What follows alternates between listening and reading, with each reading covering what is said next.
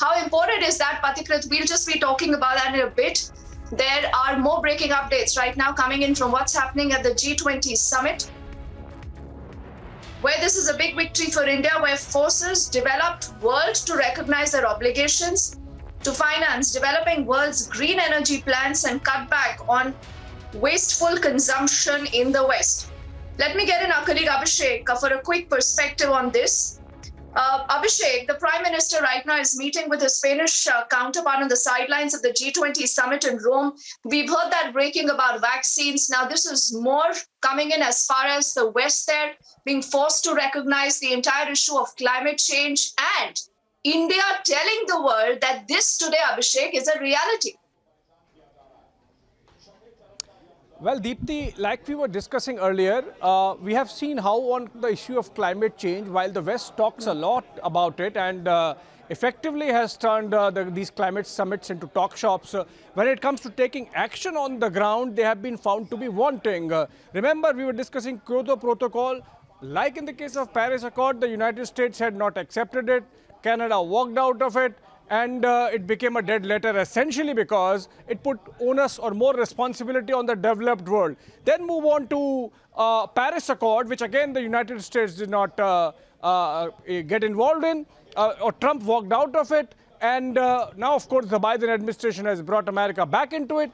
But then because the Paris Accord also talks about certain limitations and restrictions on the developed world, we are seeing the goalposts being moved again. So be it the issue of net zero emissions, be it the issue of NDCs, which is nationally determined commitments, be it the issue of fixing a 2 degrees centigrades below or before the pre-industrial age benchmark for increase of temperature. The West is dithering. They now want it to be 1.5. They have been, again, moving the goalposts post the Paris Accord, be it Durban and now at Glasgow. It seems that there would be a concerted attempt by the developed world to not change their lifestyles. And that's why this intervention by India, which is accepted, we are told by our sources, and would be reflected in the Rome Declaration, gains significance. That is, first you look in the mirror, change your lifestyles, stop using 4 or 5 cars every home, and the very energy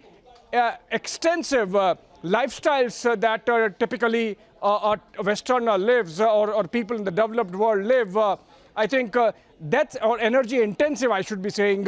I think that's something which is an important takeaway. We are told that on the climate change issue, so far as Rome Declaration is concerned, it's going to reflect India's concerns on climate finance, technology transfer, and sustainable lifestyles. This essentially takes care of the troubles that we are having in terms of implementing the Paris Accord. While India is more than meeting its targets, we have seen West dithering and moving goalposts. So I think this is an important takeaway coming out of the G20 summit, in which Prime Minister participated with a very high-level delegation, Deepti.